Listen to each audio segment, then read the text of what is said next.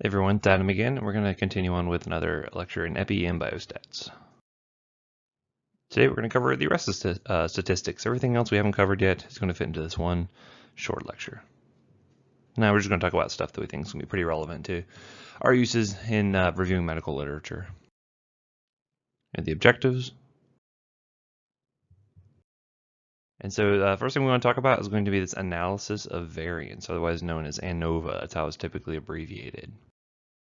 So an ANOVA, or an analysis of variance, basically it's a type of statistical model in which we're trying to observe for variances in a particular variable, and we can put those, see what the components of those variables are and what their effects are in different sources of variation. So basically the most simple way that we can use an ANOVA is to see whether or not there is a true statistical difference between several groups, or as we'll see in these null hypotheses, if they're all equal, and we're looking for to see if there's an actual statistic difference there or not.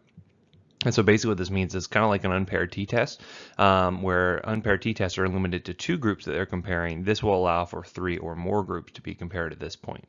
Okay, if you remember back a couple of lectures ago, we said that if you did multiple two-sample t-tests, every time you were to do that, you'd end up increasing your chances of committing a type 1 error. Because again, our level for significance there is 0.05, and so if we keep doing that, means a 1 in 20 chance you're going to find a difference, essentially, assuming the null hypothesis is true. As you keep increasing the number of comparisons you're making, you're going to find something that's going to be significant just by chance alone. So we don't want that to happen. That's a type 1 error, or a false positive error. And so again, ANOVAs are very useful for comparing. You can do 2, but usually you're going to see more than that. So 3 or more means typically. And so we normally perform what we call a one-way ANOVA that will compare those means of 3 or more groups. And again, one of the assumptions here, because this is another parametric test, meaning that our assumption is that all the values are sampled from a Gaussian population. So one of the things they did back in '93 in this Hetland trial is they're interested in looking at some of the hormonal changes they would find in female runners. And so basically they were measuring levels of luteinizing hormone, which we remember back from our endocrine section in physio from the summer. And they were looking at non-runners, recreational runners, and then elite runners. And so of course they would have to define which each of those would be considered either number of miles ran per week or something like that. And so they wanted to see, and when we mentioned there's different types of distributions you can have. Sometimes when things tend to follow kind of an exponential kind of change, they are not going to be, they don't look like a normal distribution, so they'll have a log normal distribution. Basically, you just change the concentration of those things into a log of that concentration. So again, don't get too hung up on that point. But just know the data was transferred to that logarithm prior to analysis. So again, like in a lot of trials, you're going to find they don't publish the actual raw data, but they publish basically a summary. And so you're kind of going off good faith with the author that all the data backs up the summary that they're publishing there. And so again, what you're not looking for is, you're not trying to see that, oh, I can look at the LH values for a woman and determine whether or not she's a runner. But instead, you're just looking to see, are there differences here? If someone is an elite runner, are they expected to have a different LH value than you'd see with someone who's a non-runner? And so, and again, if you're looking at the mean of non-runners and just looking at that standard error of the mean bar, which again is looking at standard deviation and taking into account your N, or your sample size, you may find it be very distinct from runners.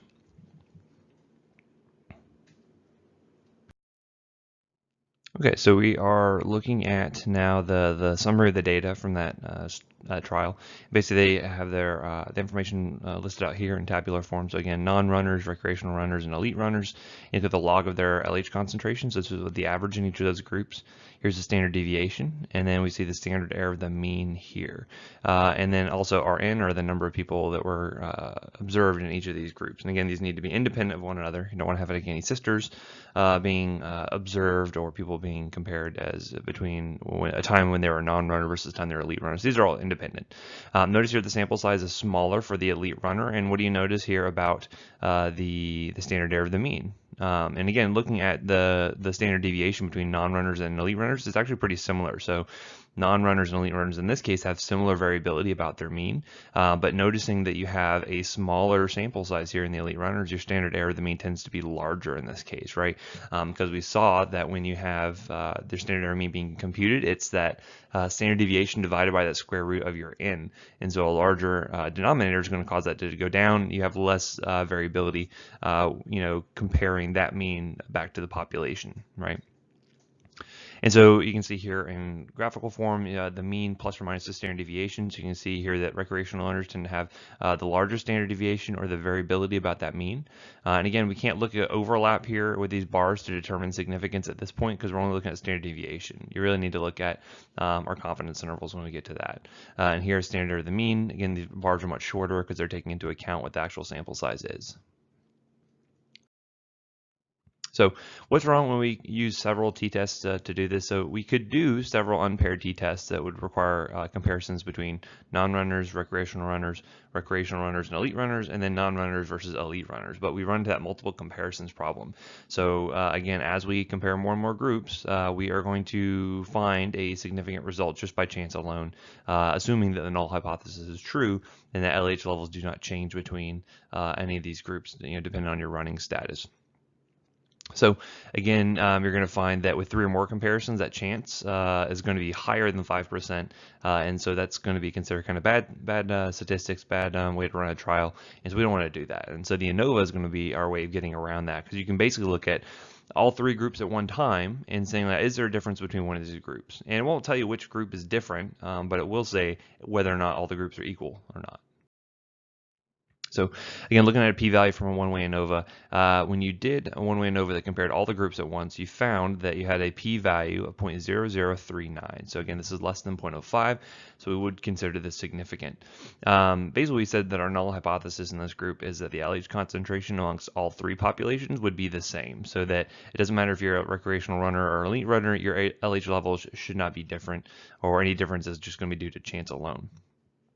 And so here we can see that our null hypothesis can be rejected, and so we can say that yes, at least one of these groups is different from the others. The next question is going to be, well, how can we determine which group it is that's truly different?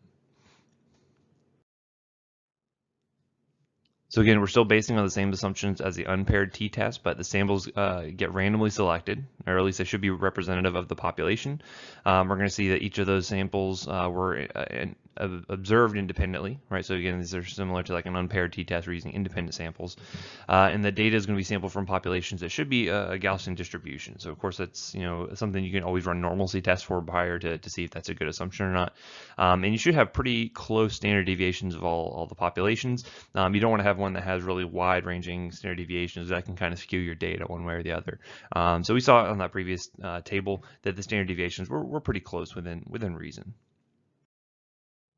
So basically what we're going to do is we will, and you don't have to know how to calculate it specifically because most of the time you're just going to pump it into a piece of software and it'll give you an answer, or you're just going to be reading it off from an article.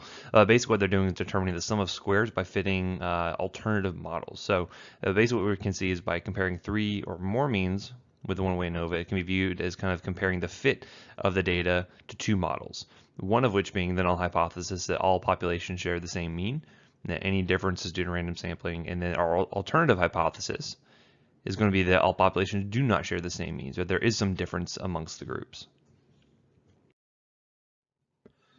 So again, we'll find that there's also what we call a repeated measures ANOVA, and so the difference here between an ordinary one-way ANOVA and then a repeated measures ANOVA is going to be the same between unpaired and paired t-tests.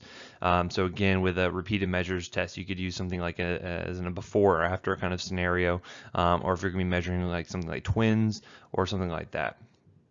So again, it's important to know the differences there, especially like on a test. If I were to say, hey, we have a study you're evaluating, and they were using matched twins in order to determine, or matched sets of triplets, I should say, for a different medical treatment, and they used a one-way ANOVA.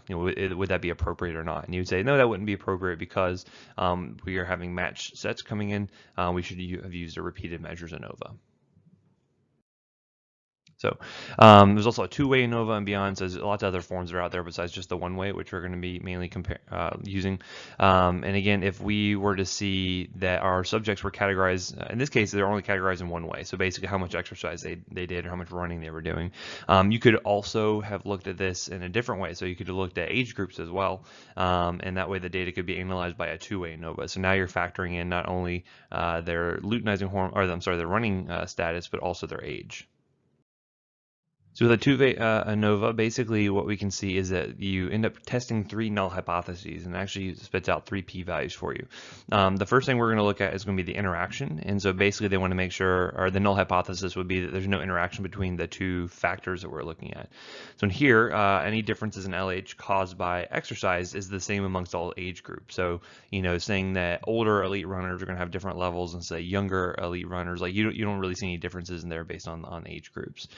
Next, you're going to look at the first factor, so the null being that the population means are identical for each category of the first factor. So for instance, this is where we're just specifically looking at LH differences by exercise levels. And then the second factor is when you're going to look at it, in this case, it would be based on the age population. So the mean LH is going to be the same for all age groups as the null hypothesis, and then any observed differences there are going to be by chance alone. So again, that's probably one of those things where we know that as women get older or younger, their LH levels are going to be changing pretty significantly. And so that could be a very important thing you want to take into account. Otherwise, you know, if you were dealing with, say, just college age athletes or something like that, that takes out that kind of age factor. And so, but again, that will limit who you can generalize your results back to, because if you only look at college age runners, that's the only kind of people you could really apply that to, and not to say you know, post-menopausal women. So what can we do once we have an ANOVA that is positive and says, hey, you know, the p-value is less than 0.05 and it is showing that there's some difference amongst the groups. The next thing you have to do is figure out, well, where is the actual difference at? You know, which groups are going to show those differences? And so what we're going to do is a multiple comparisons test after an ANOVA. So I mentioned that a one-way ANOVA, where we're just looking at one factor, is going to be computing a single p-value that will tell us whether or not we can reject our null hypothesis. So, and again, being that there's no difference amongst these groups, and any difference is going to be due to chance alone, right? By using a multiple comparisons test after ANOVA, this will allow for us to kind of dig deeper to see which pair of groups are statistically distinguishable. So basically we can say, yes, there is some difference here amongst these three groups between recreational, non-elite, and elite runner, or I'm sorry, non-runners, recreational runners, and elite runners. And then once we find there's a difference there, we need to figure out, well, where is there a difference between these different groups? And so we can do multiple comparisons. And I know what you're thinking. Hey, you just said, why didn't we, you don't want to do multiple unpaired t-tests because of that multiple comparisons problem. And so what we're going to do is actually try to adjust for that to make sure that we're not going to have any kind of type 1 errors popping up here. So again, looking at this, we have the LH levels for 3 groups of women. We did the one-way ANOVA and it reported a very small p-value, right? So a very small chance that this is just due to, the differences we saw in LH levels are just due to chance alone. And so again, we can reject our null hypothesis here. So the next thing we can do is we're going to be looking at a family of comparisons where the significance level gets redefined. So basically, instead of saying that, once we have an ANOVA that is telling us that there's a difference here, instead of comparing each one of the groups together and then using 0.05 as our standard level of significance, we're actually going to redefine that because we're making kind of a family of comparisons. In this case, we are going to be able to have a better ability to show true positives. That means we're going to limit our chances of making a type 1 error. But the other thing you're going to find is when you do that, you also decrease your power and you actually make it more likely that you're going to have type 2 errors. So that's just kind of one of those known problems, but it's one of those things that you'd rather make a type 2 error than a type 1 error. Okay, so we know that when we're making just a single comparison, we know that we set our p-value for significance at being 0.05. So again, saying that the null hypothesis is true, and then we can say that we would only find a result like this, 5% chance that random variation would have a result just like this, right? So that's why p-value is 0.05 for just a one comparison. When looking at a family of comparisons, you have to kind of set your entire threshold for significance, still at 5% or 0.05, but you have to be able to divvy that 5% up amongst all the comparisons you're making. So for instance, if I was going to do 3 comparisons afterwards, I would take that 0.05 divided by 30, and then now it's much more difficult for these comparisons to achieve significance. The p-values have to be that much smaller, but that also means it's going to be less likely to make a type 1 error. So when doing this Tukey's test, basically we're going to be comparing every mean with every other mean. So the mean of the LH concentrations with the recreational runners versus the elite versus non-runners, non-runners versus recreational runners, right? So, and basically what we're trying to say is that you know, that 95% confidence interval ends up applying to the whole group, right? So we basically redefine what our level of significance is to account for these multiple comparisons, so that way we're not more likely to make a type 1 error. So the next figure basically is going to be plotting the 95% confidence interval for the difference between the mean and every other mean. So we're going to compare each of those means, subtract them out, and then get the confidence intervals for those differences there. So again, that 95% confidence applies to the entire family of comparisons rather than to each individual. And so basically what we're still trying to say is that our null hypothesis is that, you know, 95% chance that all 3 of these CIs are going to include the true population value, and the one that doesn't really fit with that is going to show a true difference, or true statistical difference here. So again, we already did our ANOVA, so we know that there's a difference amongst one of the kind of, at least one of the comparisons here, but this allows us to find out where the difference actually was. So again, you can see on this table, or this graph here, we have our different comparisons between the different means. And so we're looking at the difference in the log of the LH concentration, right? Because this is what we're measuring here. And so again, if the null hypothesis were true and that there's no real difference between these groups, you would see that they would actually cross this threshold of 0, because if there's no difference, the mean should include 0. So you can see a recreational versus elite contains 0, the non-runners versus elite contains 0. The only thing that doesn't really contain 0 is this non-runners versus recreational runners, right? So we know that there is, based on the fact that it does not contain 0, we know that there's a true difference here, right? That is not just due to chance alone, right? So this one would be considered the one group that would have the actual difference versus either of the other ones. Here's a kind of a tabular form here showing the same information, so we can see the difference between means between the different comparisons. And again, looking at that 95% confidence interval of the difference here, right? So we're just subtracting one mean versus the other. You can see here that, you know, this does not include 0, so that would be considered significant. We can say this one, the p-value is much less than 0.05 versus all these other two, the other 2 comparisons, they do include 0, right? So this would be the only one we can conclude that does have a statistical or at least a significant difference amongst these 2 groups versus the other 2. We could not say that. Another way of doing this is we could do ratios of the different means instead of doing a difference like we saw on the previous slide. Basically just take 1 divided by the other. Again, if there's no difference, if you divide, you know, say 1 divided by 1 is still 1, or, you know, 10 divided by 10 is still 1. So that means that if the 95% confidence interval includes 1, then we know that you cannot reject the null hypothesis and say that there is a statistically significant difference between those groups. So basically by looking at this, still the only thing that retains significance is going to be the non-runners versus recreational, because this does not include 1. Both of these other 2 do include 1, as you can see.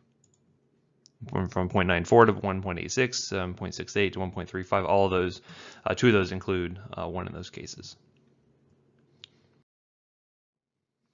So basically, if the 95% confidence interval for the difference between the 2 means includes 0, then that means that it would not be considered statistically significant. So the p-value is greater than 0.05. And we saw that 2 of the 3 comparisons we were making there include 0, and so that the only significant comparison we saw was the non-runners and the recreational ones, right? That was the only way we could say is statistically significant. And so when you're looking at the ratios, again, it would be statistically significant if it does not include 1, and so we saw the same comparison there achieve significance. So as we were saying, the 5% significance level is going to apply to the entire set or the entire family of comparisons here, right? So this is what we call that family-wide significance level. And so again, our overall null hypothesis is saying that if you were to look at all these groups, they're all sampled from populations with identical means, and again saying there's no difference here, there's a 5% chance that one or more of the comparisons would be declared significant, and then a 95% chance that none of them would be significant at that point, right? And so by looking at that, by basically applying that 5% to the entire family of comparisons, this allows us to basically change our confidence intervals, change the ability to achieve that significance. When we do find something, we can say the yes, this is statistically significant and it's unlikely to be a type 1 error. And so we'll see in the next table some of the conclusions about different levels of significance in just a second. Here you can see when we're still comparing the p-values that we have gotten from the differences between the means. You can see here non-runners versus recreational, which we saw to be significant previously. We saw that at alpha level of 0.05, that yes, this would be considered significant, and even at 0.01, this would still be considered significant. So only a 1% chance that this could be a result of just chance alone, right? So we would still consider that to be significant. Versus non-runners and elite, again, no significance achieved. Recreational versus elite, no differences achieved there, right? So what you see is if you were to have more groups, because you're going to have to make more comparisons between means in order to see if there is a significant difference between any of them, you're going to find that the confidence intervals tend to become wider to account for the increased risk of making a type 1 error, because again, that same 5% has to apply to all of the comparisons because it's a family-wise error rate. So you could see that, in our example, we had 3 groups with 3 possible pairwise comparisons of means, right? If you had 5 groups, you'd end up having 10 comparisons you'd have to make. And so those confidence intervals become wider, and as they become wider, it's going to be more difficult for them to achieve significance, right? Because when we saw in the differences, once it crosses 0, now it's not significant anymore, right? And so basically this will help us to define that significance level and the confidence interval, and apply that to the entire family of comparisons, right? So again, by having more comparisons, we make our CIs wider, and it's more difficult to achieve significance when you have that being the case, right? And again, multiple comparisons tests, they use data from all the groups, even when they're only comparing 2 of them. So the reason for that is because when we're dealing with one-way ANOVAs, it's based off the assumption that the data is all sampled from populations that have the same standard deviation, or what we'll see is usually they have pretty similar standard deviation, even if the means are actually different there. By doing that, the assumptions help us to allow our multiple comparisons to have more power, meaning they are more likely to find a difference if one actually really exists there.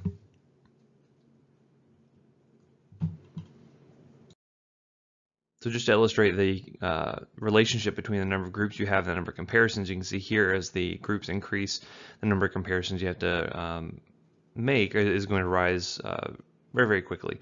And so because as you get more and more comparisons that you're making, you're more and more likely to find differences just by random chance alone, which is why you have to redefine that family-wise error rate to still be 5%. So again, the same 5% applies to 3 comparisons with 3 groups as it does to 66 comparisons when you have 12 groups, right? So that way you're not finding differences that are there when they're really not. So you'll see the confidence intervals start to get wider and wider and wider, making it very difficult to find true differences there, because that way you're less likely to make type 1 errors and say, hey, we have a true difference here when one doesn't really exist. So again, when we're doing these multiple comparisons tests, that's accounting for these intertwined comparisons. Really can't just pull one out and look at it in a vacuum. Basically, by doing these multiple comparisons tests, they can declare, the difference between individual pairs of means. We can determine if they're statistically significant by looking at those confidence intervals. But they don't compute exact p-values because it's kind of difficult to say specifically for this one comparison, because when you do multiple comparisons tests, you're trying to take the whole picture into account when looking for those differences there. So oftentimes they don't have exact p-values, but you can look at either the ratios of the means, or you can look at the differences there, and based on their confidence intervals, whether or not they're significant on their own. So p-value doesn't really matter so much in this case, but being able to determine if there is a truly significant difference there is important. So all the tests we've talked about so far have been working off of the assumption that you're using Gaussian data, or normally distributed data. That's what you're sampling from. Those are considered to be parametric tests. Next, we're going to be talking about non-parametric methods, or when we're working with the assumption that we're not sampling from a normally distributed data set. So our non-parametric tests basically make no assumption about the population distribution. What you find with things like unpaired t-tests and ANOVAs is that they are working under the assumption that you're sampling from a Gaussian distribution or a normally distributed population, right? Those kind of tests can still look at the values themselves, but what you find is, especially if you have like a lot of outliers and things like that, they can skew your results. And so, if you violate that distribution, if you violate that assumption that you're using a normal distribution, those test results can become invalid because they basically maybe skew towards showing a difference when one doesn't actually exist. You're more likely to make type 1 or type 2 errors, right? So what we can do as a fallback is that we can use basically a method, a non-parametric method that will not look at the data values themselves, but basically only looks at the ranks of the scales. And again, what you find is that this is especially good for things that are coming from non-normally distributed data. If you're not sure if the data is normally distributed, you can use this. And then also for things like ordinal scales, right? Because if you were to look at like a Likert scale, like if you're rating your biostats professor from, say, super awful to just okay to amazing, you can't really quantify the just okay to amazing with any kind of objective measures. I'm sure you guys can come up with one, but basically what it's saying is that you can use those kind of ranks and ignore the values themselves. And this means that you don't really have as much effect from things like outliers and you don't have any of those assumptions.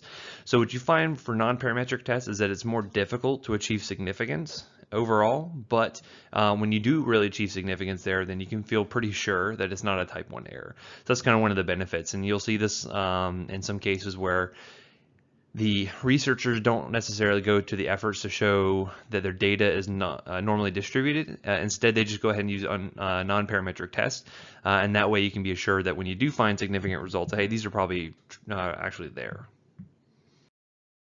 So the first non-parametric test we're going to look at is called the Mann-Whitney test, or sometimes you say Mann-Whitney-U.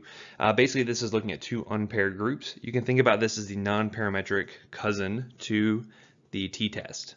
And so basically what this is going to do, and again, we're not really so interested in how we come up with these values. Again, you're just going to be evaluating the literature most often and kind of looking at it. But essentially what they're doing, stepwise approach, is they're ranking all the values. They don't really pay attention to which of the two groups the values come from. They just kind of lay all the data out and they assign ranks to them.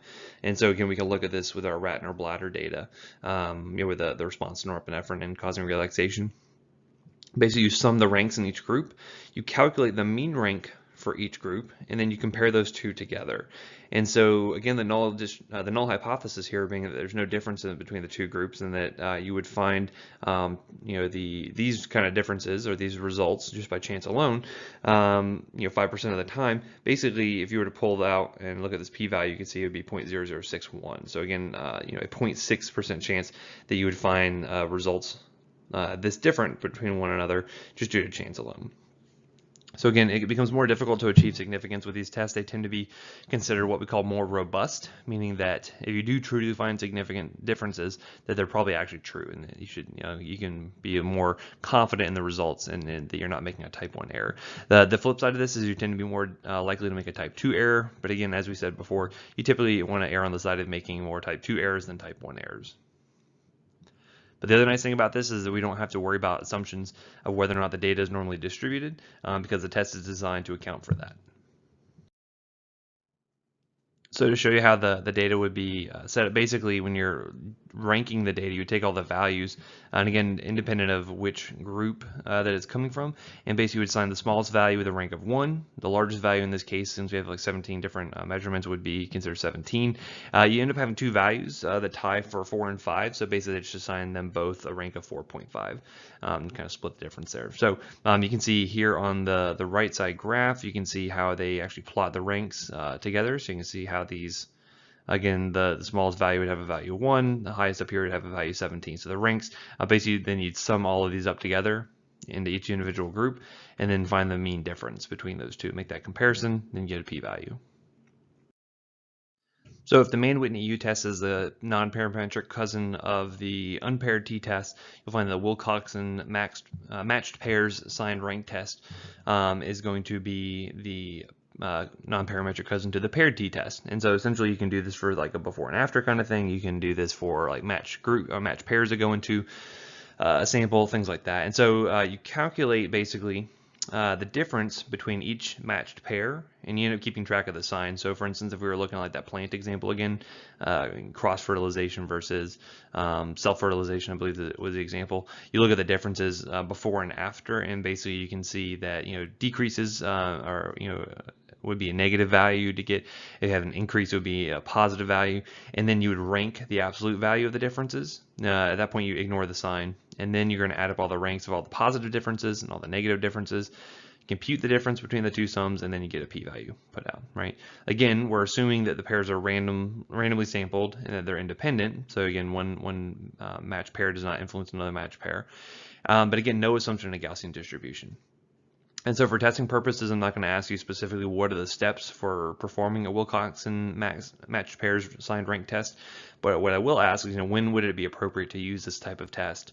So I might say, hey, there's a paired group, we're using, assuming non-Gaussian distribution or non-normally distributed data, which test would be most appropriate for this group? So one of the problems you run into is when you're dealing with small sample sizes. This can always be problematic since it can lead to kind of influences on the results you're going to have and which type of test you should be performing. So one of the things we can see is we'll look at the different distributions, look at the different tests we're using, and then we're going to look at the effects that if we're using the wrong one on small samples versus large samples. So for instance, if we're dealing with a Gaussian population or normally distributed set of data, and we use a non-parametric test, right? So normally if you have a Gaussian population, you'd want to use a parametric test for this. With a small sample size, you're going to find this the results to be misleading because non-parametric tests typically don't have enough power with small sample sizes to show differences. So basically, because I said that it is more difficult to achieve significance with non-parametric tests, in these small samples, if you were to have, you were able to find no difference between groups, and you could not reject a null hypothesis, there's a higher chance you're making a type 2 error or getting a false negative. If you were to do these type of tests with a large sample size, so non-parametric tests on Gaussian distribution, you're going to find that non-parametric tests tend to work very similar or tend to be as powerful as a parametric test, so there's not really a problem here. So this is why a lot of people tend to fall back on using non-parametric tests, even if they are not sure if they're doing the Gaussian or non-Gaussian population. It's just better just to fall back and use a non-parametric test in a lot of those cases. So again, here you can see if you're not sure of the distribution, you can try to run normality tests, but you're going to find that a lot of people just fall back on non-parametric tests. So for instance, with I did a study on coral snake bites back when I was doing my fellowship, and one of the things I think we had probably 500 some odd patients. It was like a 12-year period. I think we had 500 patients that we were looking at. We didn't do the normality test for several reasons, and then one of the things we just did was fall back and use non-parametric tests because we knew that we were going to be a little bit safer. Even if we were dealing with a Gaussian population, it wouldn't be a problem if we used non-parametric tests because again, they tend to be similarly as powerful as our parametric tests. Now, on non-Gaussian population, if you were to mistakenly use a parametric test, because again, these are using the assumption that you're dealing with a Gaussian distribution, these tend to be misleading. So what we see with small sample sizes is that the parametric tests are not going to be very robust to violation of the Gaussian assumption, which means that you're more likely to make a type 1 error and find a difference when one truly did not exist. If you were to do a parametric test in a non-Gaussian population with a large sample size, you tend to find that they are going to be pretty robust to violation of the Gaussian assumption. So again, just that violation meaning that the data is not normally distributed. And so typically don't find as many problems with this, but again, you always have to worry about what the sample size is and making sure that they're using the correct test. So this is one of those things you can look for. You can look to see, okay, are they using unpaired t-tests? Well, did they do a test for normalcy? Did they find out the population was normally distributed or not? And so that's one of the things you can review when you're looking at the literature. So the next thing we'll talk about is sensitivity and specificity. So our definitions here, basically, if we're looking at something like a diagnostic test, is probably one of the easiest use case examples for sensitivity and specificity. The accuracy of a diagnostic test ends up being quantified by its sensitivity and specificity. So basically what we can see is that sensitivity is the fraction of all those with the disease who get a positive test result, right? Basically, this is the measure of how well we can identify those who actually have the disease. So how good are we how sensitive is the test to actually determine if someone really has the disease or not? The specificity is going to be the fraction of those without the disease who get a negative test result. So it's a measure of how well the test can identify those who don't have the disease. So again, these are going to be our true positives. So sensitivity helps us with finding true positives. Specificity helps us with finding true negatives. Okay, you want tests to have high specificity and high sensitivity, but you're going to find that every test has its drawbacks. Some are going to have really good sensitivity, but they're going to have a lot of false positives. You can have tests with very high specificity, but have a lot of false negatives, right? And so it's important that we make sure that we can incorporate all these different types of tests together to make sure that we get a correct diagnosis for our patients. So, and then based on this, we can look at the predictive value of a test, right? So we can talk about positive and negative predictive values. So for instance, if we're looking at a test and say, okay, well, the test comes back positive, what is the chance that the patient really has the disease? If the test is negative, what is the chance the patient really doesn't have the disease? And so based on this, we can look at our positive predictive value and negative predictive value based on the kind of the characteristics of the test and how good that test is at picking out how sensitive and specific it's going to be. The other big thing you have to worry about, as well as the characteristics of the test, but also the prevalence of the disease in the population being studied. If you remember back all the way to the intro lecture, we saw that if you're dealing with a say an HIV test that is pretty sensitive, you're still going to have false positives that show up. And so dealing with a group that had a low prevalence of HIV in the first place meant you had a lot of false positives versus dealing with the population at a high prevalence. So again, IV drug abusers, you found a lot less false positives there. So those are things you have to consider is what's the prevalence of disease in your population prior to running your test.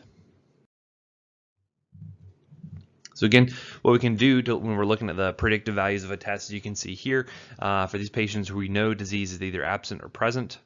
Looking at the decision of whether the test came back abnormal or normal. In case abnormal being that the disease was there. Here the decision the disease was not there. Again, you can see this would be our true positive right here. Disease present, and then we have an abnormal test result. Here would be our true negative, where our disease is absent and we have a normal test result. Notice the breakout here is kind of similar to those chi-square tests we talked about before, so just keep that in mind. So again, going back to our Bayesian statistics or Bayesian logic, again, this is what we're going to do when we are trying to interpret laboratory results, and we have to combine kind of what we know about the clinical context, including things like prevalence of disease and whatnot, and then kind of applying that to our test result. And trying to make a decision on whether we think a person has disease or not, for instance. Going back just to remember the difference between probability versus odds. Again, thinking back to our horse racing example where the basically we're looking at likelihood ratios and things like that coming up. Probability is going to be an event that will occur and basically as a fraction of the times you expect to see that event in many trials. So for instance, if you had a horse that ran 4 races and won 1 of them and lost 3, you would basically say that the probability of that horse from winning is 25%, right?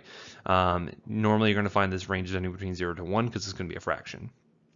You can always turn those into odds, and the odds are going to be the probability that the event will basically occur divided by the probability that the event will not occur. And the odds can range anywhere between 0 up to infinity, essentially. So in our horse racing example, you'd see that the probability, or I'm sorry, the odds of that horse winning would be 1, because he won 1 race, over 3. And so in that case, he would have basically a 33% odds of winning, or 1 in 3, essentially. So another thing we're going to look at is the likelihood ratio. This is basically the probability of obtaining a positive test result in a patient with the disease, or true positive, divided by the probability of obtaining a positive test result in a patient without disease, or false positive. You can also actually calculate this by looking at the sensitivity of a test divided by 1 minus the specificity. So again, sensitivity is the ability to detect true positives, and specificity being the ability to detect true negatives. So if if all my negatives, or if I'm looking at patients without the disease, if they're not a true negative, then they're a false positive. So that's where you get that 1 minus specificity thing. So that will determine your likelihood ratio. Okay. So looking back at Bayes as an equation, we can see that using this for clinical diagnosis, you can kind of rewrite it. So essentially, what we have are our post-test odds, which again is like after we have our test, what are the odds of the patient actually having the disease? We're going to start off with our pre-test odds, which is oftentimes defined by the prevalence of the disease in your population. We're going to multiply that by the likelihood ratio, or the sensitivity divided by 1 minus specificity. Or you could just say, hey, it's pretest odds times the likelihood ratio for that particular test. Okay. Again, post-test odds are the odds that a patient has the disease, taking into account both the actual lab result that you have and the prior knowledge about the patient. So if you know they're an IV drug abuser, you know they have a higher likelihood of having HIV versus someone who is coming from a population where they are not using IV drugs, right? So this is where a lot of these epidemiologic studies come into play, because they kind of tell us what our pre-test odds are going to be. And again, pretest odds are just knowing that the patient has a disease determined from information we knew before running the test, as I kind of already mentioned there. So we'll talk more about that a little bit later when we get to epidemiology on that section, but it's good to have a good understanding of that now. But next, talking about sample size. So we see that many experiments and clinical trials end up getting run with too few subjects. And so what we find is a lot of our studies end up being underpowered, which means that we don't have enough people in the study to show a true difference, right? And so there could be a real difference between the groups, but we don't have the power to detect it. And oftentimes that is a result of having too small a sample size, which again, I mean, running experiments are tough. You know, it's tough to find people to either volunteer or to randomly sample from a group in order to run your test. So that's one of the big problems you run into with a lot of this literature, is that they're making you know, pretty grand statements with only having a small sample size. But more typically, you're going to find they'll make type 2 errors and not being able to find a difference when it actually is there. So again, even if the treatment substantially changed the outcome, small chance of actually finding that difference if you don't have enough people to show it. And again, that's why your power calculations are really important, to determine how many people you need to have in order to show those differences. So there's 3 different ways you can do sample sizes. You just do ad hoc, meaning you collect and analyze some data, and if you find that your confidence intervals aren't as narrow as you like, or the results are not statistically significant, you just kind of keep collecting data and kind of reanalyzing. Again, this is not really super valid, right? Because we need to have kind of an a priori idea of the sample size we're looking at. We need to do our power calculations beforehand, and so this isn't really a good valid way to do things. You can do it conventionally by choosing a sample size by using a power calculation. Remember, that takes into account how big of a difference we expect to see with our groups, and determine how many people we need in order to say, hey, we need this many people to show this kind of difference. You do that, collect data, and then analyze. You don't really have to make any adjustments for that. And then the other thing you could do is an adaptive trial. This is basically where you do an interim analysis that is performed while the trial is proceeding. So you kind of do this right in the middle, and then you decide the course of the study. So you can find that this is starting to be done more and more often in very large clinical trials, and so it may shorten the trial or may lengthen in some cases. So for instance, if you were to say look at a drug effect in causing, say, premature heart attacks and cardiovascular death, if you were doing a study and you started to find a ton of people on this drug are dying because of heart attacks, you'd probably shorten that trial up and say, hey, we already have enough data to show there's a big difference here. Let's pull this drug off the market. Or you may need to lengthen trial. So if it's something where you need to lengthen the time that you're looking at patients, you're not changing how many patients are in that sample, but you're just looking at them for a longer period of time for a specific outcome to occur. So this is starting to be done more and more frequently. If you ever hear of a trial cut short, that's usually what it is. They've already found their difference to be pretty clear, and so they can cut their trial short during those cases. Again, sample size has a direct effect on confidence interval width, and so the higher the sample size, the smaller your confidence interval width becomes, because you can be more confident in a smaller range of values that the true population value lies within that, right? And so again, by stating the desired width of your confidence interval, you can figure out the number of subjects you need to be calculated. And that kind of goes back to the level of confidence that you want to have, goes back to the effect size you want to have in your trial, or the effect size you want to show, and that will be shown in your power calculations. Okay, so that's it for this section. I think we have one more lecture section left, and then we'll have an in-class journal club and some review. And if you have any questions, please email me. Thanks a lot. Bye.